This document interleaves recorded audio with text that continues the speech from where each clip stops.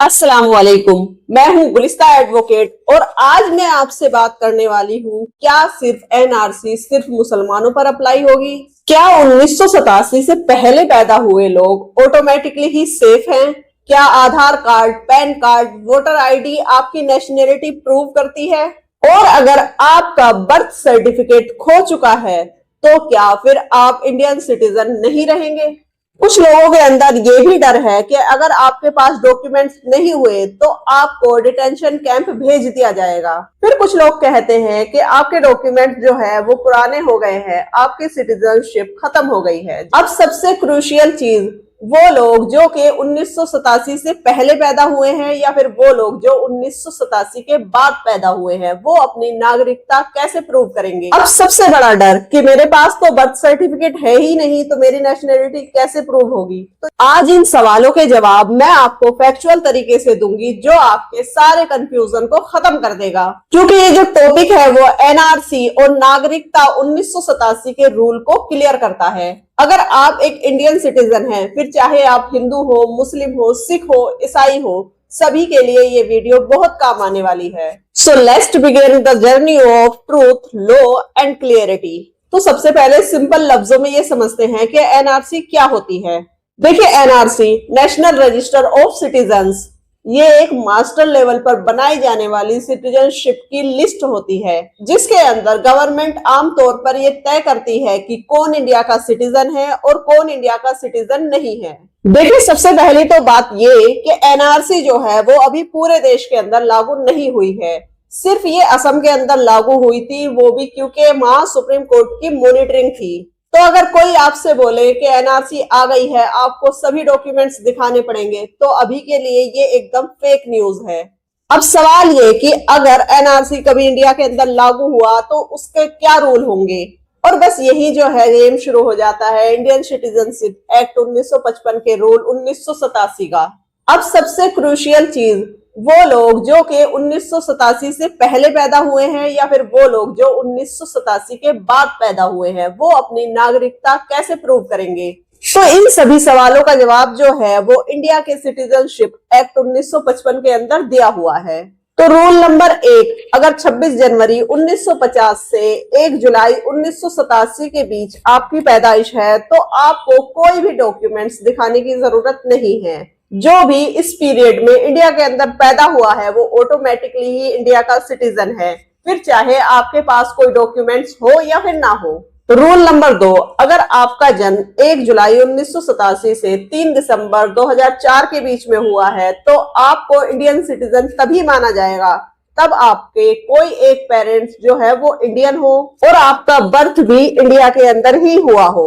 इसका मतलब ये हुआ, यदि कोई बच्चा 1990 के अंदर पैदा हुआ है और उसकी मदर जो है वो इंडियन है तो फिर बच्चा भी इंडियन सिटीजन कहलाएगा। फिर आता है रूल नंबर 3, जो कि 3 दिसंबर 1904 से बाद के बोर्न होने वाले हैं, उनके लिए ये रूल अप्लाई होता है। इसमें आपको इंडियन सिटीजन तभी माना जाएगा तब आपके दोनों पेरेंट्स के अंदर से एक पेरेंट्स जो है वो इंडियन हो और दूसरा पेरेंट जो है वो इंडिया का माइग्रेंट यानी कि इलीगल माइग्रेंट नहीं होना चाहिए। मुझे पता है ये सुनते ही लोग घबरा जाते हैं, लेकिन आपको घबराने की जरूरत नहीं है क्योंकि एनआरसी के अंदर इसके अलावा भी कई रूल जो अप्लाई होते हैं। देखिए, अगर कभी एनआरसी जो है नेशनल वाइड लॉन्च होती है तो आपको इन्हीं तरीकों से, इन्हीं रूल्स के अंदर अपनी नेशनलिटी प्रूव करनी होगी। तो कैटेगरी 1 में 1987 से पहले अगर आपका जन्म हुआ है तो बस आप ये प्रूव कीजिए कि आपका बर्थ जो है वो इंडिया के अंदर हुआ है। और दूसरा, आपका कोई भी स्कूल का डॉक्यूमेंट्स या कोई भी ऐसा डॉक्यूमेंट्स जिसके अंदर ये प्रूव होता है कि आपका बर्थ जो है वो इंडिया के अंदर हुआ है, उसको दिखा दीजिए।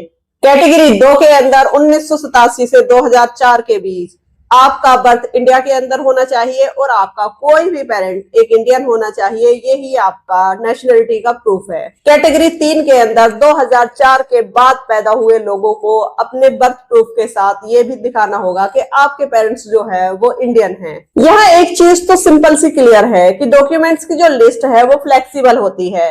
अगर आपके पास एक डॉक्यूमेंट्स नहीं है तो उसका कोई अल्टरनेटिव डॉक्यूमेंट्स आप दे सकते हैं। इसके लिए जो है गवर्नमेंट रूल बनाता है और सुप्रीम कोर्ट उसको मॉनिटर करता है। क्योंकि एनआरसी का जो सही इस्तेमाल है वो सिर्फ वेरिफिकेशन के लिए होता है, ना कि पनिशमेंट देने के लिए होता है। अब सबसे बड़ा डर कि मेरे पास तो बर्थ सर्टिफिकेट है ही नहीं, तो मेरी नेशनैलिटी कैसे प्रूव होगी। तो यहाँ भी आपको घबराने की जरूरत बिल्कुल नहीं है, क्योंकि जैसा कि मैंने आपको बताया कि डॉक्यूमेंट्स की जो लिस्ट है वो फ्लेक्सिबल होती है, वाइड होती है। तो आपको इसके लिए अल्टरनेट ऑप्शन जरूर मिल जाएगा। आप अपना जन्म किस किस तरीके से प्रूव कर सकते हैं।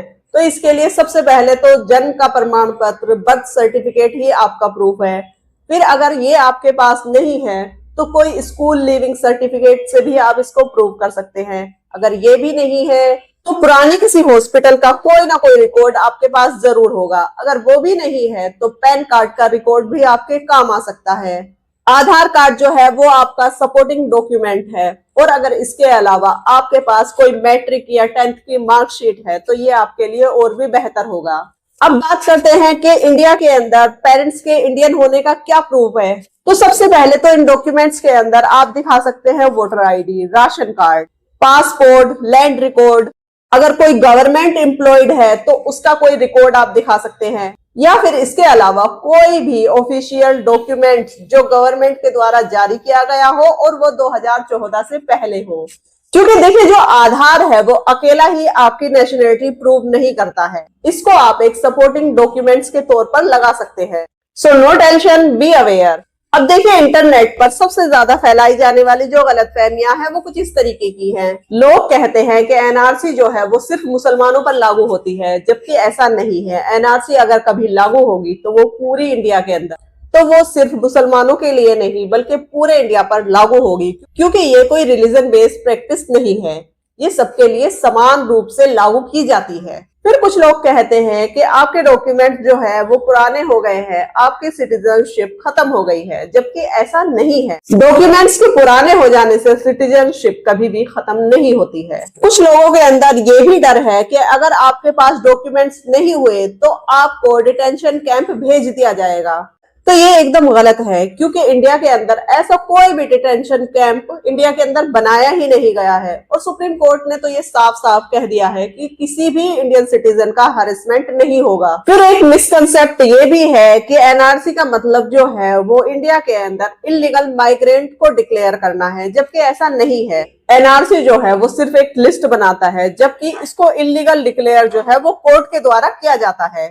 तो अगर 1987 से पहले पैदा हुए हैं तो बस आपको प्रूफ चाहिए कि आप इंडिया के अंदर पैदा हुए हैं, आप ऑटोमेटिक सिटीजन हैं। अगर आपकी पैदाइश 1987 से बाद की है तो आपको आपका बर्थ प्रूव करना होगा और आपके इंडियन पेरेंट्स होने चाहिए, तो आपकी नेशनैलिटी प्रूव हो गई। अगर आपके पास बर्थ सर्टिफिकेट नहीं है तो स्कूल का कोई डॉक्यूमेंट्स भी इसके लिए काम करेगा और पेरेंट्स की वोटर आईडी भी इसके लिए काम करेगी। यही आपके लिए इनफ है। अगर आपके पेरेंट्स के पास कोई आईडी नहीं है तो फिर आपको कोई लैंड रिकॉर्ड दिखाना होगा, किसी पुरानी वोटर लिस्ट की कोई एंट्री दिखानी होगी, या फिर स्कूल का कोई भी पुराना डॉक्यूमेंट्स अगर आपके पास अवेलेबल है तो वो दिखाना होगा।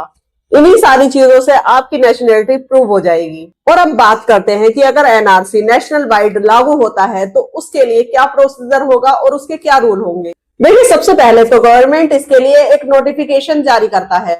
फिर उसके बाद लोगों को अपने डॉक्यूमेंट्स वेरीफाई कराने होंगे। डॉक्यूमेंट्स को ऑफलाइन और ऑनलाइन दोनों जगह ही अपलोड किया जा सकता है। जो लोग डाउटफुल केसेस के अंदर आते हैं उनको नोटिस भेजा जाएगा। अपील करने का आपको फुल राइट मिलेगा, आप अपील कर सकते हैं। फिर इसके बाद जो है वो फाइनल लिस्ट पब्लिश की जाएगी।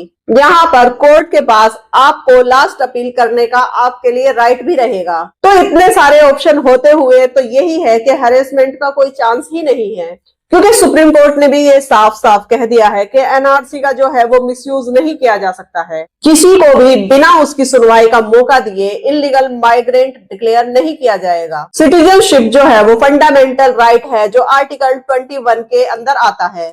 हर सिटीजन को जो है वो डॉक्यूमेंट्स का फ्लेक्सिबल ऑप्शन मिलता है और उसके साथ वो अल्टरनेट ऑप्शन को यूज कर सकता है। इसलिए डरने से ज्यादा जो है वो आपको जानने की जरूरत है। अब क्वेश्चन नंबर 1 कि आधार कार्ड जो है क्या वो अलोन आपकी सिटीजनशिप को प्रूव करता है? नो, ये एक सपोर्टिंग डॉक्यूमेंट है। क्वेश्चन नंबर 2, अगर किसी के फादर अननोन है तो क्या करना होगा? तो आप उसके लिए अपनी मदर के डॉक्यूमेंट्स लगा सकते हैं। क्वेश्चन नंबर 3, अगर पेरेंट्स के नाम की मिसमैच स्पेलिंग है तो आपको क्या करना होगा? तो आप इसके लिए नोटरी एफिडेविट या फिर इसी के साथ कोई ऐसा रिकॉर्ड जो सपोर्टिंग हो उसे लगा सकते हैं। क्वेश्चन नंबर 4, अगर आपके पास बर्थ सर्टिफिकेट नहीं है तो क्या करें? तो इसके लिए आप अपना कोई मैट्रिक का डॉक्यूमेंट्स जो 10th की मार्कशीट वगैरह है वो, या फिर इसके साथ कोई भी अल्टरनेटिव ऑप्शन लगा सकते हैं। अब सबसे जरूरी 5वां सवाल कि एनआरसी कब लागू होगी? तो देखिए, इसके लिए गवर्नमेंट ने अभी कोई ऑफिशियल नोटिफिकेशन जारी नहीं किया है। अभी एनआरसी का काम जो है वो इंडिया के अंदर कहीं पर भी नहीं चल रहा है। तो आई होप अब आपको एनआरसी 1987 का रूल जो है वो पूरी तरीके से क्लियर हो गया होगा। तो पहला सच कि एनआरसी अभी लागू नहीं हुई है। दूसरा सच, 1987 से पहले पैदा हुए लोग ऑटोमेटिकली ही सेफ है। और तीसरा सच कि डॉक्यूमेंट के कई तरह के ऑप्शन होते हैं, आपको घबराने की जरूरत नहीं है। तो आई होप आज की ये वीडियो आपके लिए हेल्पफुल रही होगी। अगर आपका हमारे लिए कोई सजेशन है या फिर आपका कोई सवाल है तो आप हमें कमेंट सेक्शन में पूछ सकते हैं। तो ऑब्वियसली अगर ये वीडियो आपको पसंद आई हो तो वीडियो को लाइक और शेयर जरूर करें, और इसी के साथ इसी तरीके से हमारे चैनल से जुड़े रहें। हमारे चैनल को सब्सक्राइब जरूर करें और कमेंट करके हमें ये जरूर बताएं कि इन सब के अंदर से आपके लिए सबसे ज्यादा यूजफुल जानकारी कौन सी थी और क्या ये जानकारी आपको पसंद आई है, ये भी हमें जरूर बताएं। तो मैं मिलती हूँ आपसे अगली वीडियो के अंदर, तब तक आप अपना बहुत सारा ख्याल रखिएगा। Thanks for watching, have a good day.